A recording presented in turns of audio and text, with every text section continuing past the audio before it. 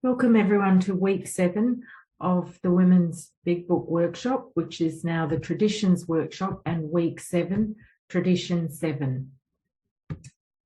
And let's start in the usual way. If anyone would like to unmute, and we'll start with the responsibility statement if you want to join in. I am responsible when anyone reaches out for help. I want the hand of AA always to be there. For that, I am responsible. And as I said, we're on Tradition 7. Every AA group ought to be fully self-supporting, declining outside contributions. But just a quick run through of where we've been. Obviously, number 1, unity. Second, our rotating leadership.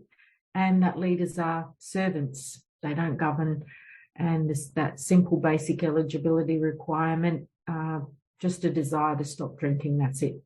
Each group can do what they want as long as it doesn't affect other groups or AA as a whole. There was another condition, and that any decisions made do come through the group conscience, through a loving God that expresses itself in the group conscience. And Tradition 5, that singleness of purpose. We just stick to the one thing that we do supremely well, and the only thing that we do: stay sober, help other alcoholics. And the other one, last week we talked about those outside enterprises, and it doesn't, it's probably, I was going to say it doesn't seem so relevant nowadays. We all know that, of course, that's not what you do, but there's probably still people out there trying to have a go at these things, but it's all been done before and it doesn't usually end well. So we have these traditions that say, let's just stick to what we do, don't be affiliated, stand on our own feet. And this is where Tradition 7 comes in. So the 2nd, 3rd, 4th and 5th traditions related specifically to the group, and 6, 7 and 8 deal with money matters.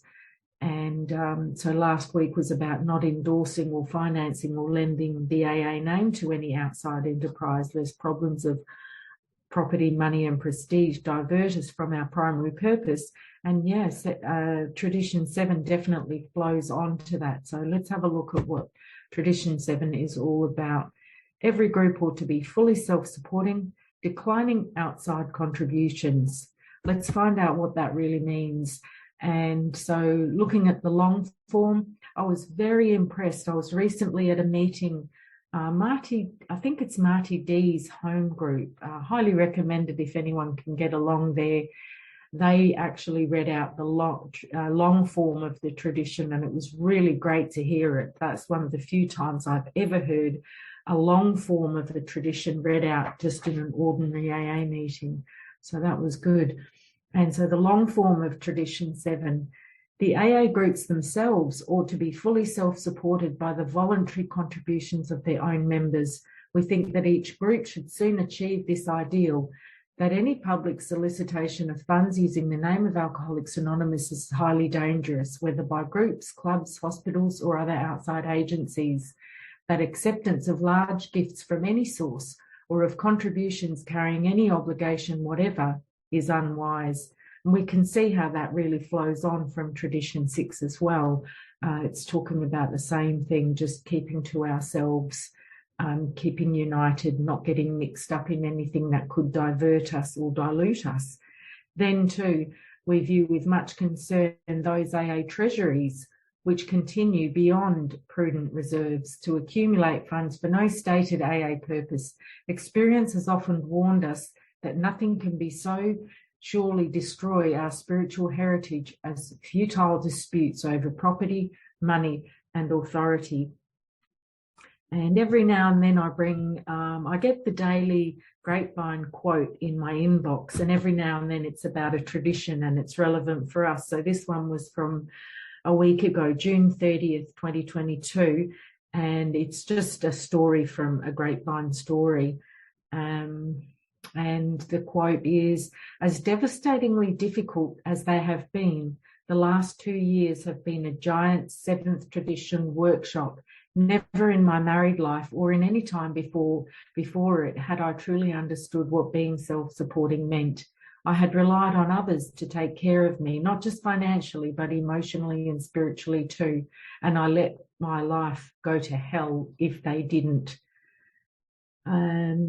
So yeah, and I'm thinking about something in the 12 and 12 too, where it talks about we don't want to be too dependent on people, but we don't want to be too dominant either. We just want to stand on our own feet. And this is what the reading says, financially, emotionally, and spiritually. We have healthy boundaries.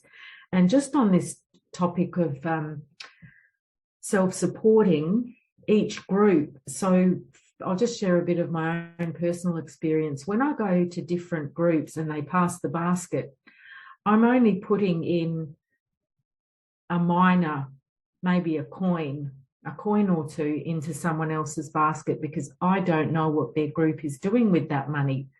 Are they hoarding it? Are they buying loads of chocolate biscuits and cakes and stuff?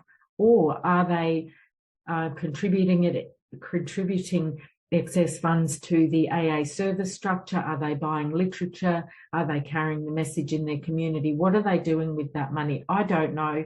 So I don't go putting in large amounts into anyone else's basket, just something absolutely, a token. That's what I'm putting into someone else's basket. Something to cover my cup of tea maybe, and you know, a little bit towards their rent for me attending that meeting. But in my home group, I give generously.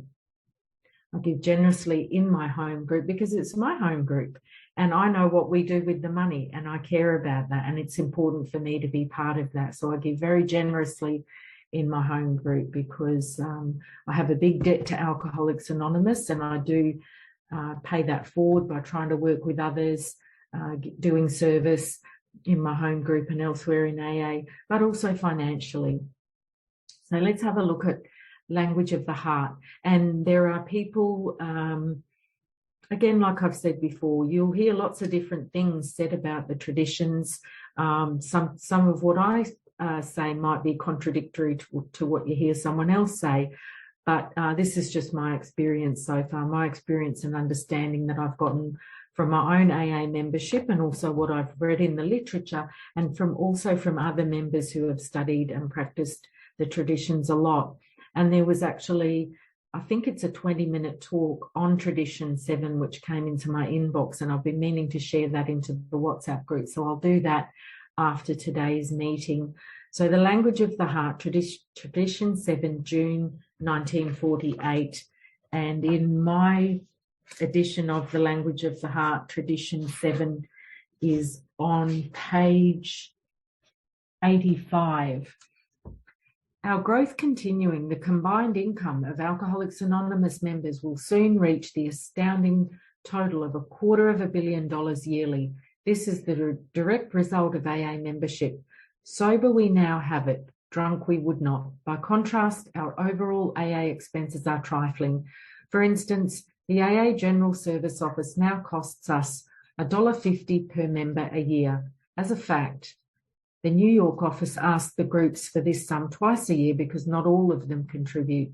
Even so, the sum per member is exceedingly small. If an AA happens to live in a large metropolitan centre where an intergroup office is absolutely essential to handle heavy inquiries and hospital arrangements, he contributes, or probably should contribute, about $5 annually. I've got no way of working that out into today's currency. I don't know, at a rough guess, it must be $50 or $100 annually. I don't know.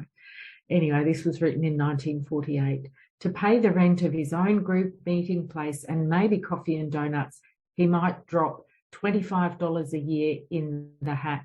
Or if he belongs to a club, it could be $50. In case he takes the AA Grapevine, he squanders an extra $2.50.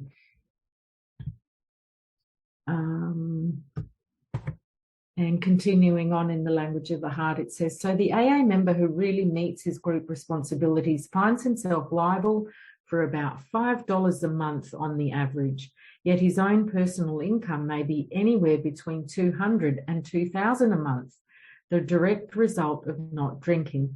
But some will contend, our friends want to give us money to furnish the new clubhouse. We are a new small group. Most of us are still pretty broke. What then?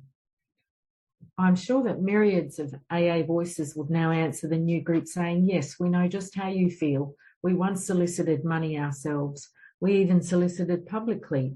We thought we could do a lot of good with other people's money, but we found that kind of money too hot to handle. It aroused unbelievable controversy. It simply wasn't worth it.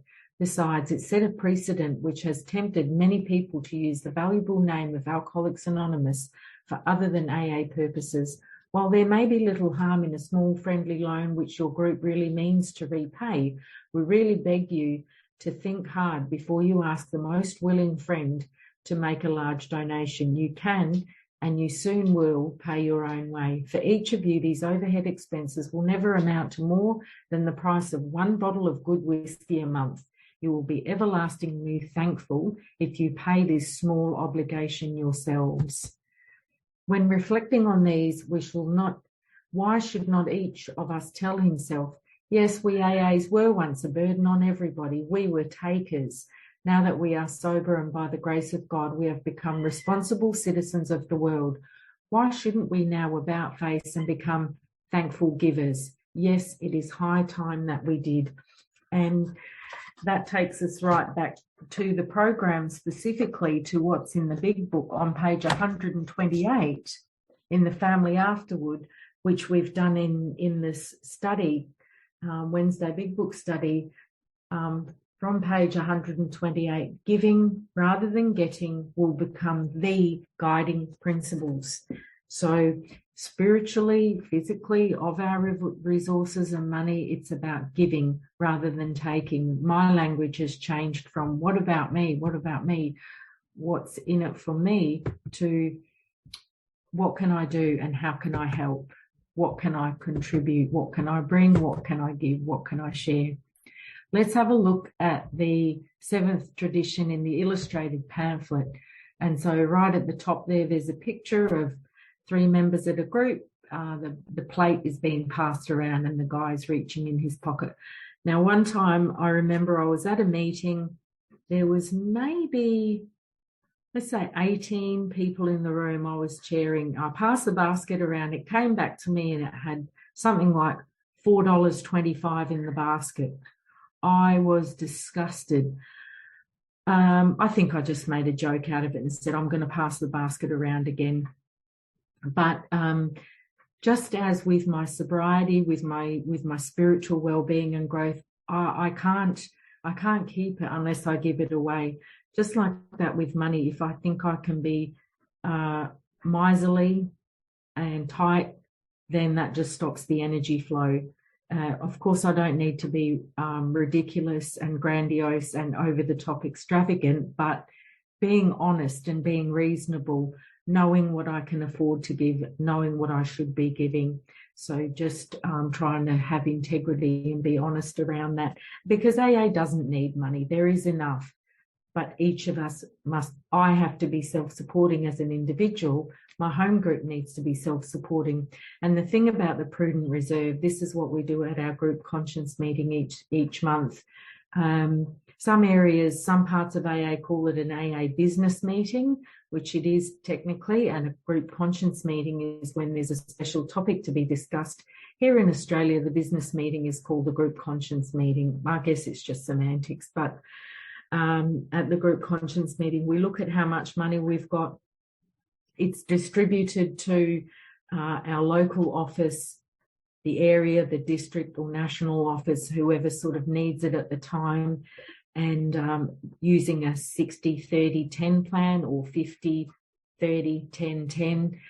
And we that comes out of whatever's left after we've paid rent, literature and so on. So if there's, we leave a prudent reserve. I think it's like 3 months worth of rent. So if our monthly rent is $80, we wouldn't have any more than $240. That even sounds like a lot for us to keep in our bank account at any point. I may not have the figures just right, but hopefully that makes sense. Happy to answer any questions afterwards if anything didn't make sense or you want to know more about it. So then there's a picture, there's a little quote there saying, the lure of money has led many astray. It could happen to us. And there's a fellow going off on a tangent following the money trail, and we don't know where that's going to lead. I can't see what that picture is. Maybe it's the Pied Piper or something. And then there's a picture of a man paying his bills at a teller. Part of our personal recovery came in making ourselves into responsible human beings. And going back to passing the basket at meetings is our way of meeting our responsibility for the work of AA. Our own contributions support the group, the General Service Office, and all AA activities. And then there's a picture of a drunk with his hand out. As active alcoholics, we were always looking for a handout in one way or another. Yeah, it's not a good way to be. There's a loss of self-respect and loss of dignity living like that. And what's that last cartoon picture? Okay, outside contribution. So there's a man with a will. I believe the current maximum amount that one can bequeath to AA in a will is $5,000. I'm pretty sure I put a link in the WhatsApp group to an Akron newsletter, which had an article about Tradition 7 in it. So that might be worth a read. And so, yeah, someone's there, XYZ Foundation, they've got a will, they've got a bequest there, and the AA servant has got his hand up saying, thank you, no, we have to pay our own way. And experience has shown us also that AA as a whole needs to be self-supporting and independent. So, yeah, declining any of those outside contributions, even though in the early days they thought, yes, we need money. If we have more money, we'll be able to carry the message better. But it was actually, I'm going to be spoiling the story here. I just saw the word Rockefeller, so here it is. This is from the illustrated pamphlet. We do have to be practical. A group can hardly hold its regular meetings on a street corner, and an empty basket won't fill a coffee urn. As soon as we become active in a group, we learn how many expenses are involved in making its meeting effective. Then our horizons broaden. What about that intergroup or central office so many of us call to ask for help? Phone companies don't give free service. Beyond our own locality, we learn about the AA General Service Office and the work it does for groups everywhere. AA activity is self-supporting at all levels, and in every case, the responsibility comes right back to us, the individual members, for we are AA.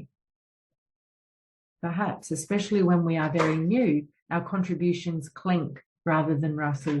The first members were in the same fix, and it seemed to them that AA would need more outside help than the modest gifts then coming in. Their plans required grand-scale philanthropy.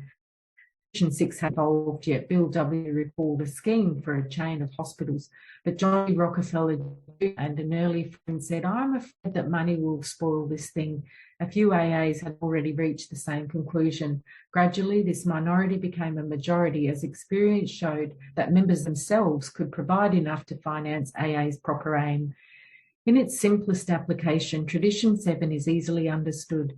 When we hear about a new AA group being started with funds from a federal anti-poverty program, our quick reaction is somebody goofed. But then we come to borderline cases.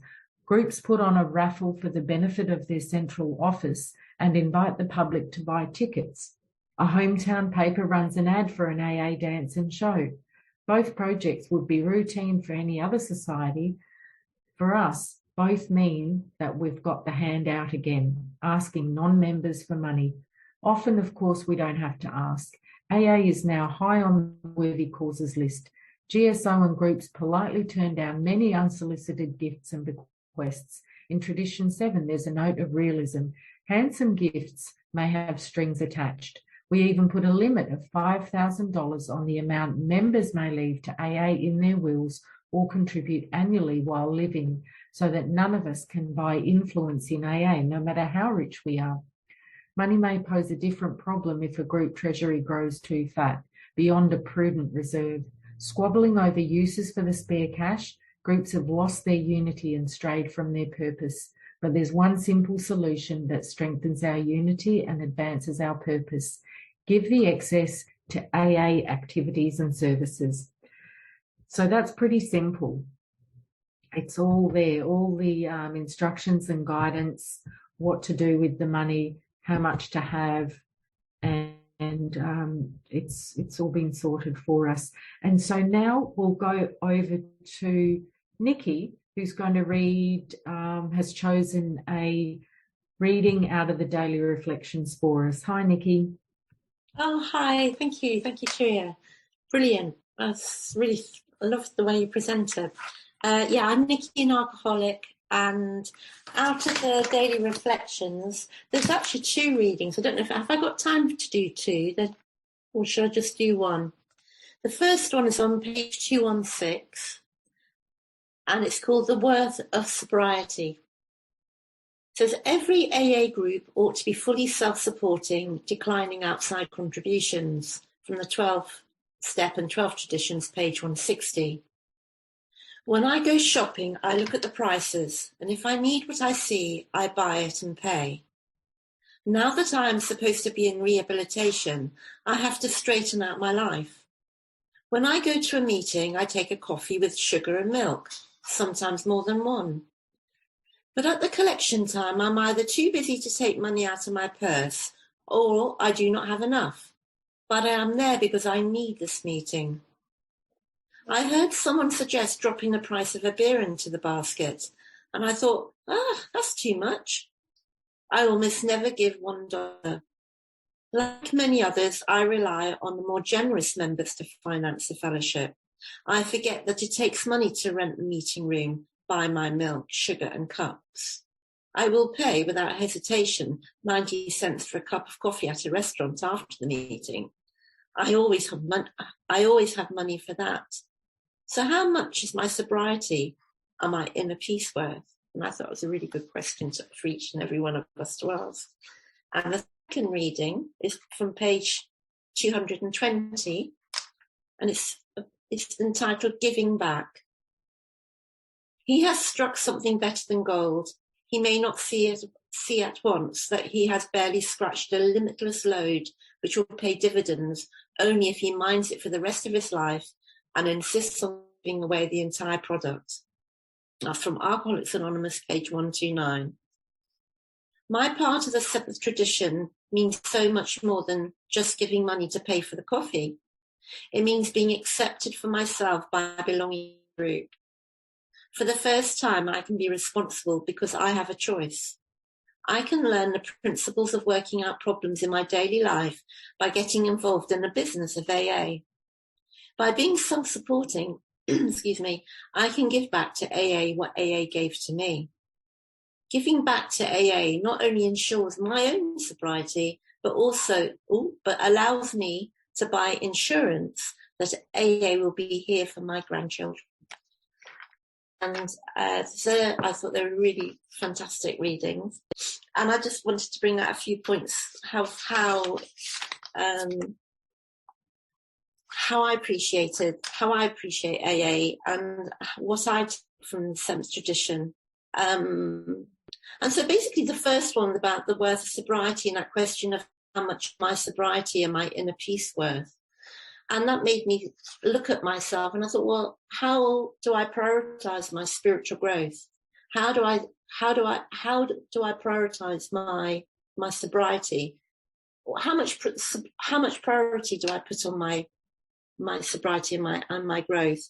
And therefore it made me think, okay, well, if I pay my gas bills and my rent and I see those as essential expenditures, to me, in my personal life, AA is part of my essential expenditure to contribute towards, to give back from what I got. So for me, it's like, because I've personally found it a little bit confusing with all the different groups online, because I'm mostly online. I haven't established a home group face-to-face or, many face-to-face meetings where if I do go, I do drop small coins, like you said, like £1 in England per meeting. But online, some people, they just say, I don't want to accept money like you don't, because it's your part of your service. But you always suggest that we either do it in our face-to-face or we give to the AA organisation. So that's what I do. So instead of me missing, because I can miss thinking, oh, and then I forget about it, but I'm attending, I'm meeting, I'm feeding off the programme, I'm benefiting from it, but I'm not contributing to it unless I actually prioritise it in my budget. So for me, I need to put a direct debit each month for a certain amount for me. So I know that I'm giving a certain amount as an essential expenditure. And if and when I wander into face-to-face, I can do what I need to do in those areas. So that's what I took.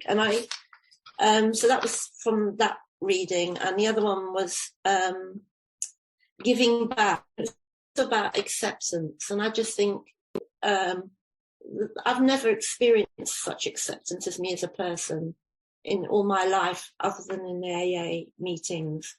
And I need to give it away. I need to give it because it's such a gift. And there's so many people, so it means that I need to make myself available more, which I'm not doing enough of. Because I'm still quite selfish, to be quite honest. I'm still self-absorbed, got my own problems, blah, blah, blah. And so I don't do as much, but this is something that I'm going to be focusing on doing more of. So that's what I took away, really. And just that whole thing about how the seventh tradition helps me to truly care about my own spiritual growth and to be practical about nurturing and prioritising it, and to be independent and self-sufficient as much as I can be in my own life, and not to be a taker but to be a giver. So that was it for me. I hope that's okay. Wonderful. Thank you so much, Nikki. I really appreciate that. They were great readings. And I love the idea of the regular direct debit. Times have changed. It's a different world in AA now. It's not just the fact that we're in online meetings, but a lot of people don't carry cash around. And I felt embarrassed a couple of times sitting in a meeting. I haven't had any cash on me. And I've made a little joke about I'm going to put an IOU in the basket. And then I sort of think, oh, did anyone see the basket come by? I haven't put anything in it. And so I put in double next time. But it's always awkward. Whereas, you know, back in the day when I first got sober, 1994, of course, there was credit cards and key cards around, but people had a lot, you know, it was more normal for people to carry cash around a lot more as well. But that's part of my own lack of discipline too. As I'm saying that, I'm thinking, well, you know, you're going to a meeting. How about you just always have some cash ready rather than being caught by surprise? Oops, oh, I'm in a meeting. Oh, I've got no cash. So there, you know, learn from me. Don't do as I do as I say. What was the other thing? There was something else about that. So, yeah, I can just be a bit more organised, make sure I have got some cash with me, giving generously. For me, I can give generously. I need to. I know I can be a little bit a bit tight or whatever if I don't watch myself, but this is a program of rigorous honesty, personal rigorous honesty. So there was something else I was going to say about that. It might come back to me. So let's have a look at the traditions checklist questions. These are always good. So 1, honestly now, do I do all I can to help AA in my group, my central office, my GSO, remain self-supporting? Could I put a little more into the basket on behalf of the new person who can't afford it yet? How generous was I when drunk in a bar room?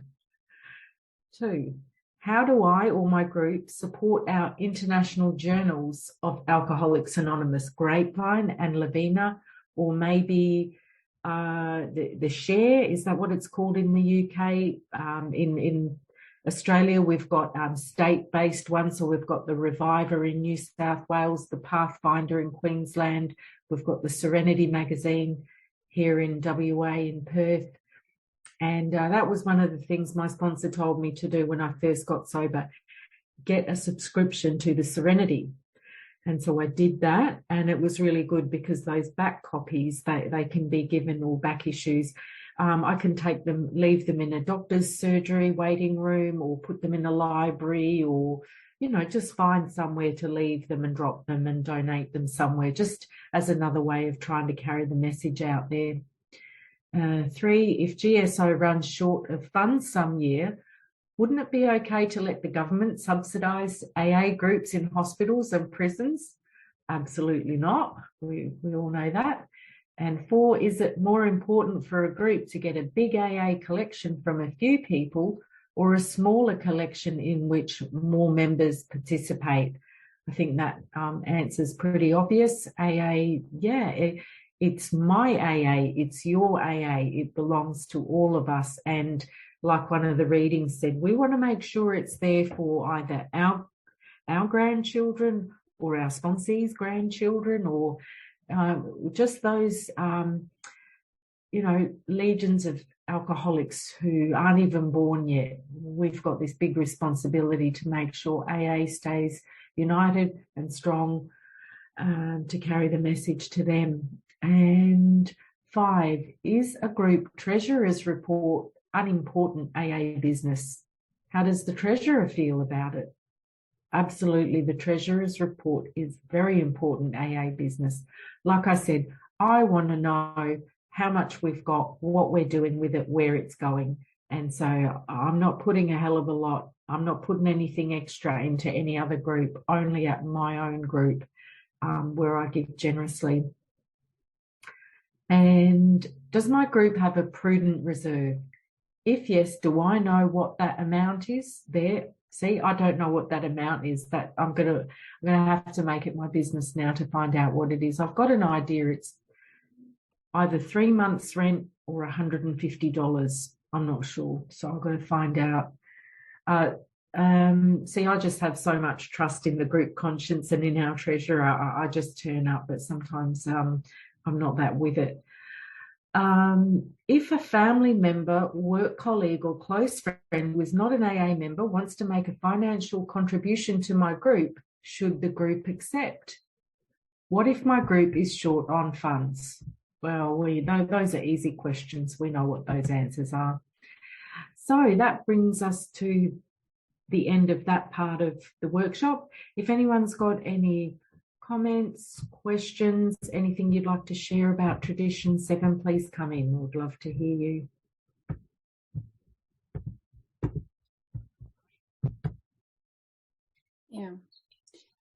Yeah. My name is Jane. I'm an alcoholic. I don't really know much. I don't know anything. I'll be honest about it. I don't know anything. I don't want to pretend I know about traditions, because I don't. I never read them. I didn't read the steps either. But the traditions, I just love them, what you have said. And I love all the talks on the tapes that you gave me, you sent.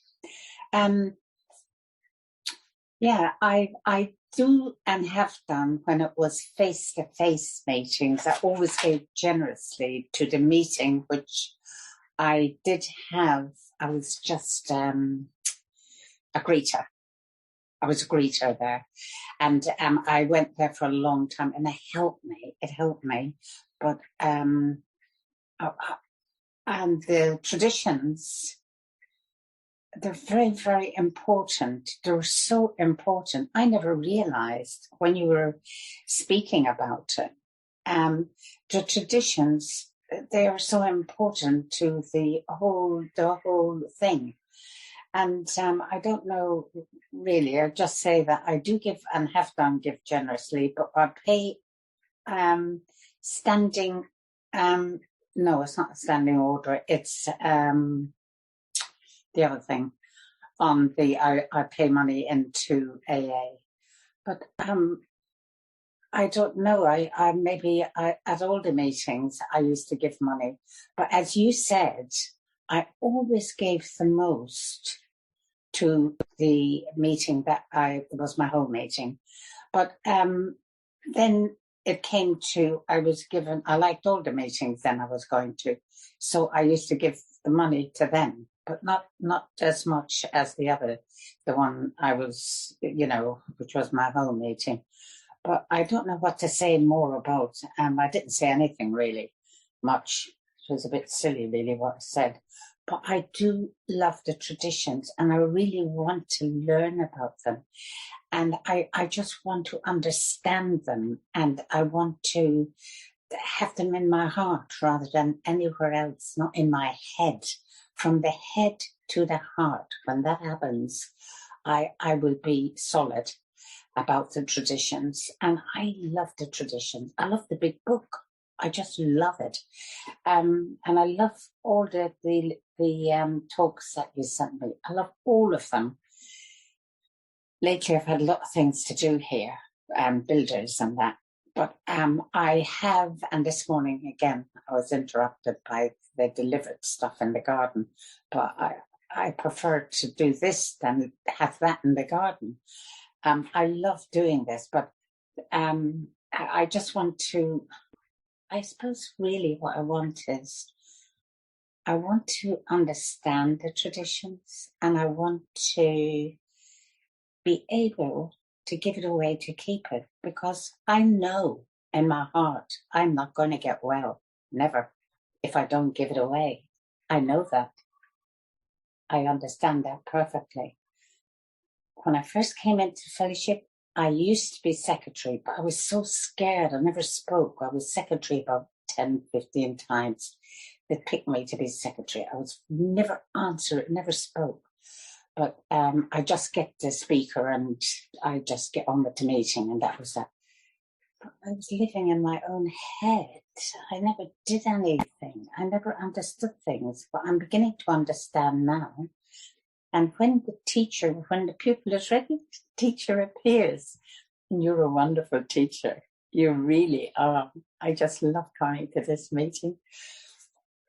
I'm sorry if I went on a little too, or I was told this morning not to say sorry anymore, because every time I say something, I say, oh, sorry for being alive.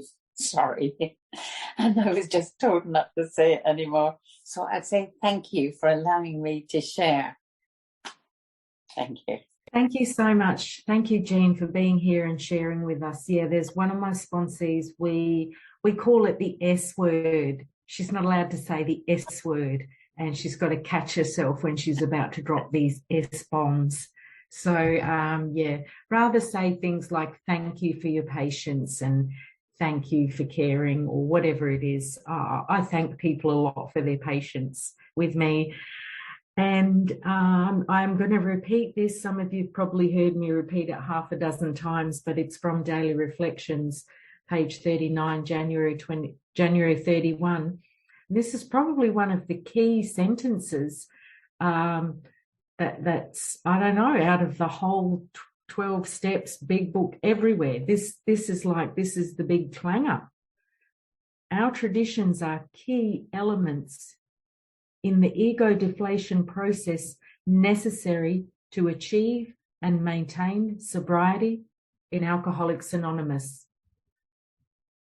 Wow, I could just cry when I read that. That is just massive, phenomenal. And I'm going to be honest, I must have read this a few times, even though I did put my books on the shelves for a little while at one stage. But it was only when a new sponsee from another country came into my life a couple of years ago, and she said, how about we do the traditions? Could we do that? I said, yes. And so I dove into the books to start this big book study, tradition study with this woman one-on-one. And that sentence hit me. And I've never been able to let it go out of my mind since. And any opportunity I get, I share about it. Unfortunately, that tradition study with that sponsee, we only got as far as tradition 3, I think. Something changed. I mean, she's busy, I'm busy, she's in a different country, whatever. Things didn't work out. But we're doing well here. We've made it as far as tradition 7 anyway. Hi, Jackie. Would you like to come in and share? Morning, everybody. Jackie, alcoholic. Yeah, tradition 7.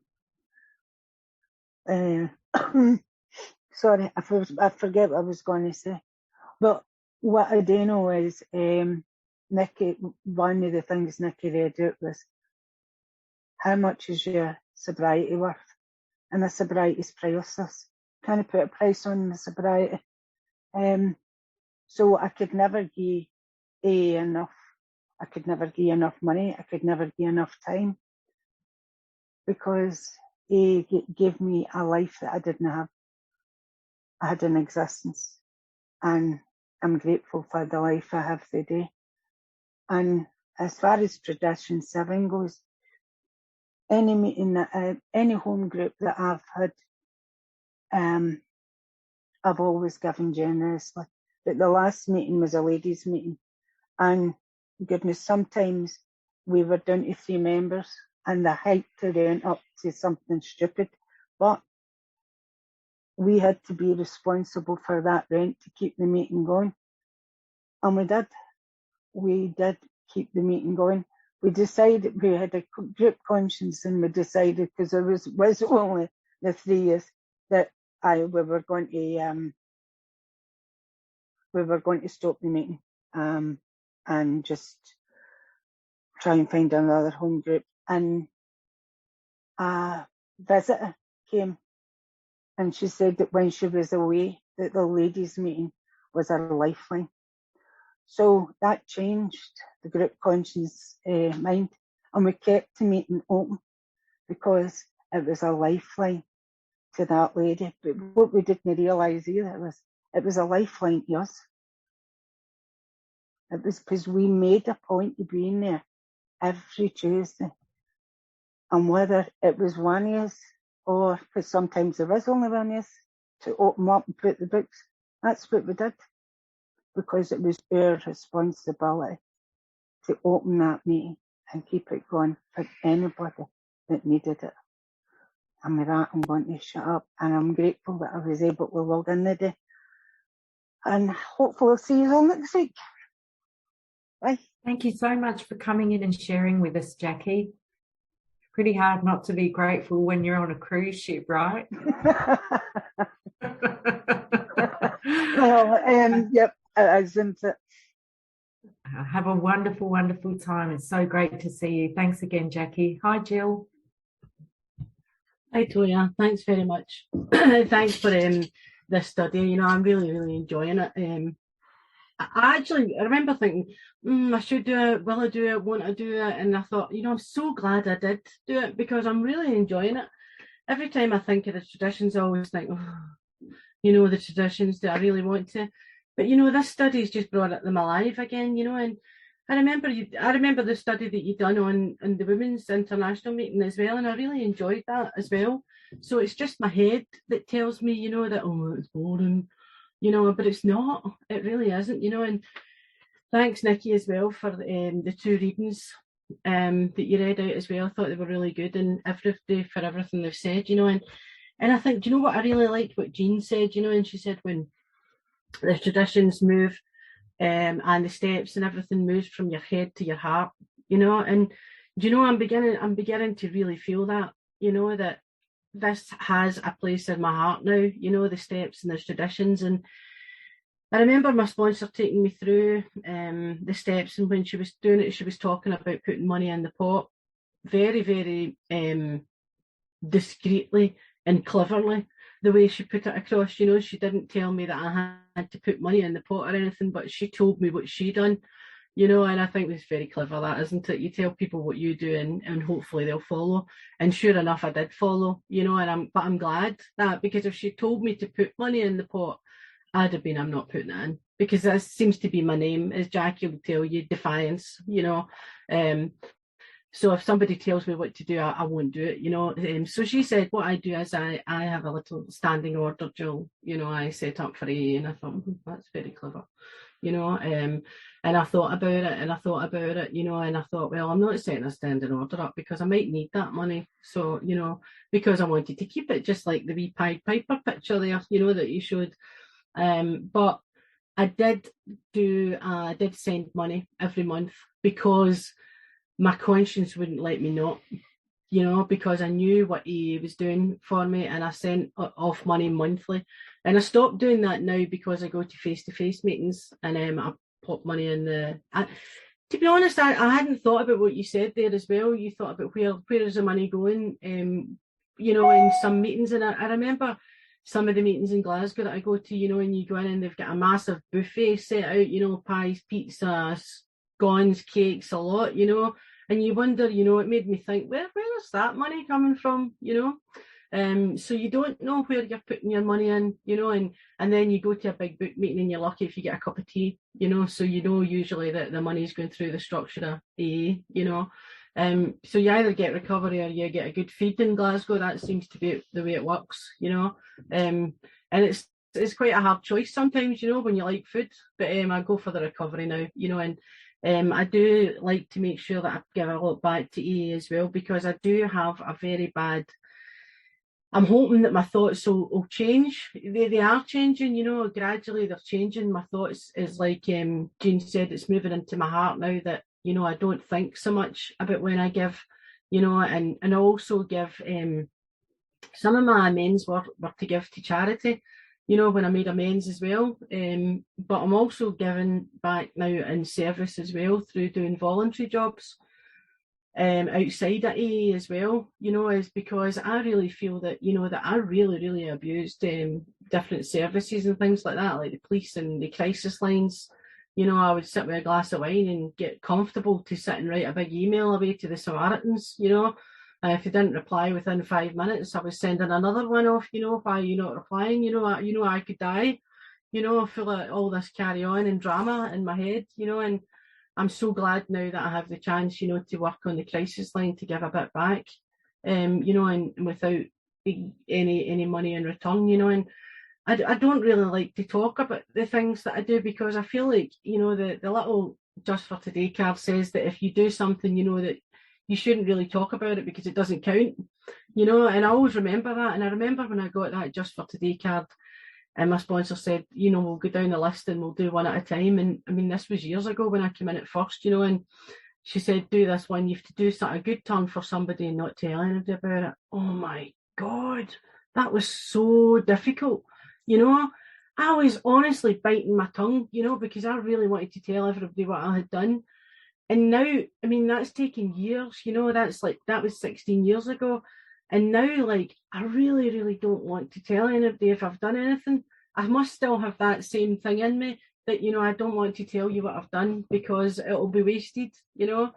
So I always like to do as much service and things like that and give money and all that as quietly as I can, you know, like when the pot gets passed round, you know, like if I've only got £10, for instance, you know, I wouldn't mess about with the pot and take £5 coins back out of it, you know, and I don't know why, but in my head, you know, it's like it goes in, it doesn't come out, you know. I don't know, maybe that's, you know, wrong, but that's for me as well. You know, if I put whatever I've got in my purse, I don't expect to get change, you know. If I went to a bar and I was buying a round of drinks, I would just say, keep the change, you know, you know, so why do I need to do all that, you know, in the AA pot when it is giving me so much, you know, it is giving me so much. As Jackie said, you know, I will never be able to repay what AA is giving me. You know, and this time for me around is completely different from it ever has been, you know. And I'm very grateful for this study. And I've got the chance now to start up my own wee tradition study, thanks to you, Tuija. I bought all the